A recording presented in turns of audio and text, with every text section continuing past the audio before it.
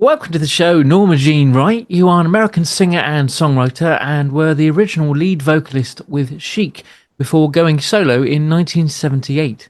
You signed to Bearsville Records and you scored your first R&B top 20 hit Saturday from your debut album Norma Jean, produced by Bernard Edwards and Nile Rodgers. You've also been a backing vocalist with C+C Music Factory, Aretha Franklin, Luther Vandross and Madonna, just to name a few. There is a ton of stuff to talk about with you, Norma. Thank you so much for joining us on the show. And please do tell us more. Tell you more. I was born in Ripley, Tennessee. I grew up in Ohio, Mm, graduated from Ohio State. After that, I went to New York to pursue career in music mm, and, and was blessed after arriving there to meet Nile Rodgers and Bernard Edwards through a friend of mine by the name of Lene Davis. She had been working with Nile and Bernard doing local gigs with them. They had a band. And when I moved to New York, she was the one that informed me that she says, I know these guys, they're gonna, create this new group and they're looking for a female vocalist to do leads. mm. Yeah. So I auditioned, got the gig, and we went in and recorded new music that they were writing at the time. Mhm. And later on, got a deal, and the rest history, as Yeah. they say. That was Chic. Mm, Oh my God. yeah. Some of your big hits? Well, from the first album, which is I was on the first album, it was Everybody Dance, Dance, Dance, Dance. You Can Get By If You Try. And then after that, it was Good Times, Le Freak, Yeah. My Forbidden Lover, and on and on and on. They also wrote, Nile and Bernard wrote a lot of hits for other people. Diana Ross, I'm Coming Out, and Sister Sledge, We Are Family. So, Yeah. Wow, that was a big hit. yes, Now, Norma, are you a writer? yes, I am. I love songwriting. On my first album was a song called This Is the Love Mhm. that I co-wrote with a musician by the name of Denzel Miller. Wait a minute. What? No, Wait. Denzel. Oh, isn't he He, amazing? he produced my first record. Really? Wow. Wow. See how small this music business is? I've been looking for him for years. I have been trying to get Denzel to come out of he has not been doing music for years. He lives in Jamaica, Queens. Oh my God, he is amazing. He's so talented and such a good brother. You know this. If you worked with him, you I, know, yeah, because definitely. when I got out of the Commodores, I moved back to Studio City, right? And Uh-huh. I met this attorney who started a label and he signed me. And Okay. and he said, I'm gonna bring this producer in, Denzel Miller, to produce the musical on you. I said, cool, I'll write the lyrics and produce the vocal. And we went in and knocked it out.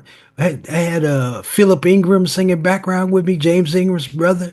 It was way cool, and I never sing the brother again after that because I moved. Get out. I Yeah. would love to hear the music that you two recorded. Oh my God. It's straight 80s though. It's got that I 80s. love straight 80s. What I Yeah. mean, Nothing wrong straight with good that. music. I don't care what year. Yeah. Music is good music. Mhm. Well, I got it on cassette. Okay. That, that's Well, how I old I may, am. well, I may need to find a cassette player to play it, but I would That's love right. to hear. That's right. I got to get them transferred on something. Listen, do you write social Oh, conscious lyrical content? the second song that I co-wrote, thank thank God for Kenny Burke. He invited me to participate in a song called Keep Rising to the Top.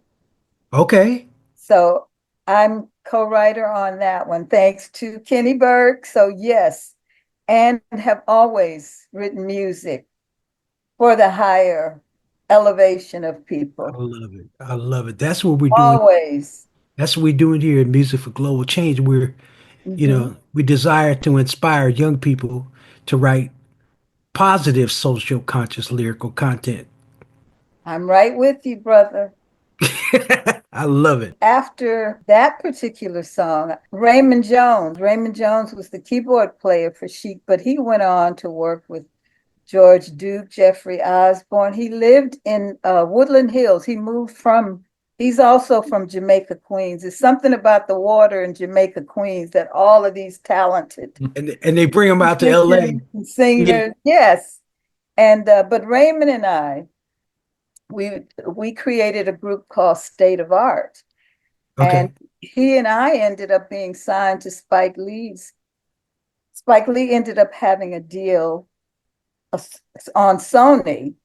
It's Yeah. called 40 Acres and a Mule Music Works. I remember that. Yeah. Okay, well, Raymond and I we were the first act signed on that label.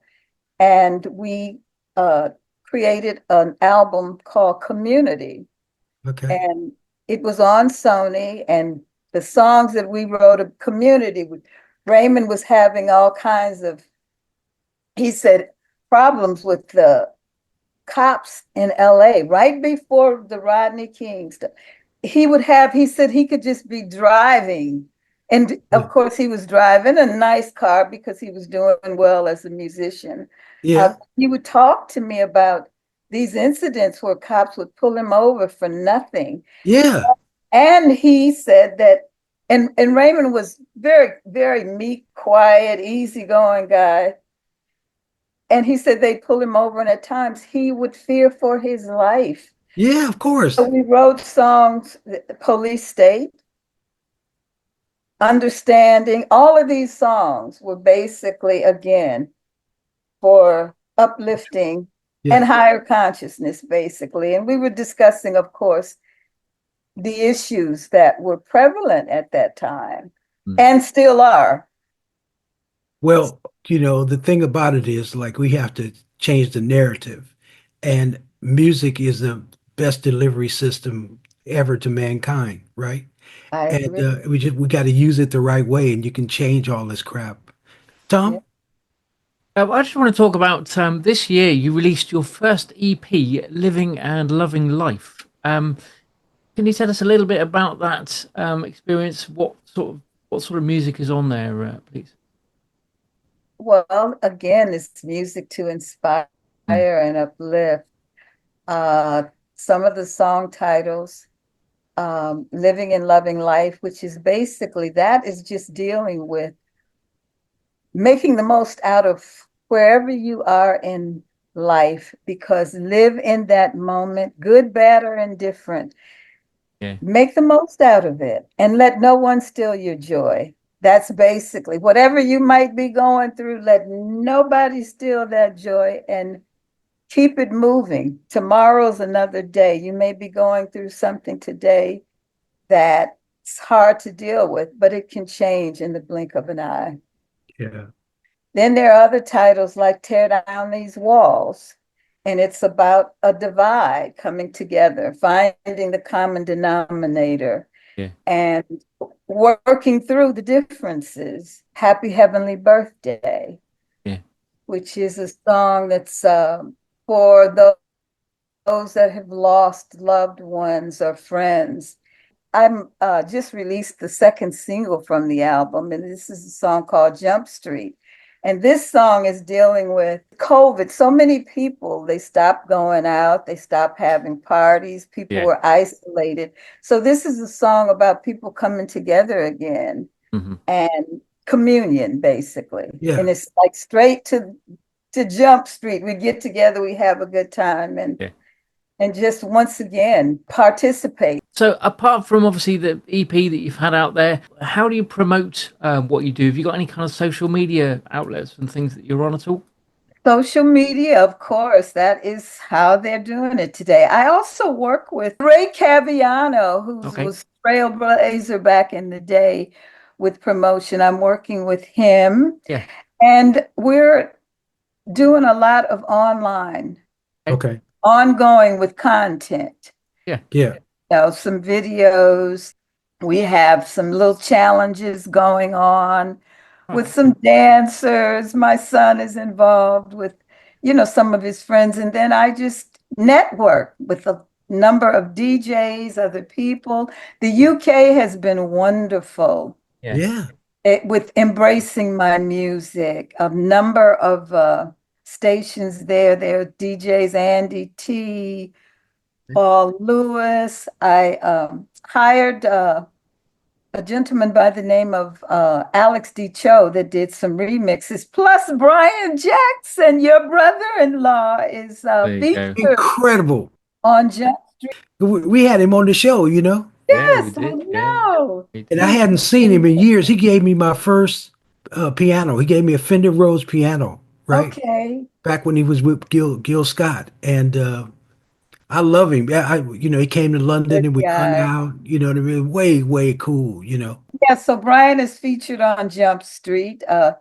Produced my album, basically it's produced by Bert Price. And then I have somebody by the name of Sean Johns that produced one of the cuts called I Like Love, which we read from my first album. Tom and I, we're going to start festivals, right? Doing social conscious music with social conscious music artists. So you're going to have to come over and perform one of them tunes. Count me in. Maybe Brian and I both. Maybe we'll Jump Street. Because I'm going to set it up like the Motown, the Funk Brothers, right? So you got one band, about 13-piece band. Okay. And then they play behind singers that come out. Because when my mom took me to see the Motown review, I was 10 years old.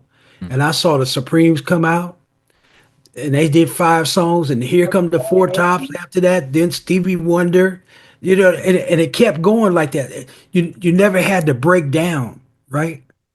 Yes, and it's cost effective too. The one band plays behind everybody, right? Yeah, my best friend taught me that. That's Patty Austin. And that's like my sister, right? And she said, because I used to help her put bands together on the West Coast going up to Canada. So she had bands all the way in the middle of the country. Then she had another band on the East Coast.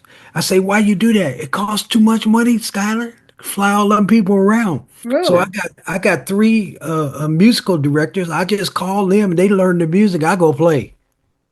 I hear you. Well, we do that for Europe. We have a band that Lucy Martin and I, who's the other singer from Chic, we still perform together. When we're in Europe, we generally work with a band there called Attica Pongo. They're from Italy, but we've known them now for over 20 years, and that's our band in Europe. Oh, that's cool. And they can just play all your stuff. Yeah. And it's just you guys fly over, right? Yeah, and we'll take our music director sometimes with us over there. To help that out. Yep. Right on. Well, listen. Namaste to you, my sister. Thank you so much for coming on the show, first of all. Thank you for having me. Have you got a website, Norma? I mean, you mentioned the social media stuff. Is there a website you've got? My website is normajeanwright.com. Okay. My Instagram is also norma.jean.wright. And I just want to mention once more, the EP is out and you can download or stream it on all of the major digital platforms. Good stuff. Wonderful. And thank you for your thoughts on positive music, because that's what Music for Global Change is all about. And I'm right there with you on that. And we'll continue to put out that kind of music. That's right. We need it today big time, don't we? People are tired of bad news. Absolutely. Yes. They're tired of bad news. Let's give them some good news, right? Yep. Much love, sister. Thanks, all right. Norma. Take care. All right. Thank Great you, to meet you. guys. Music can save the world. Music can save the world. If we all get together, music can save the world. Yeah.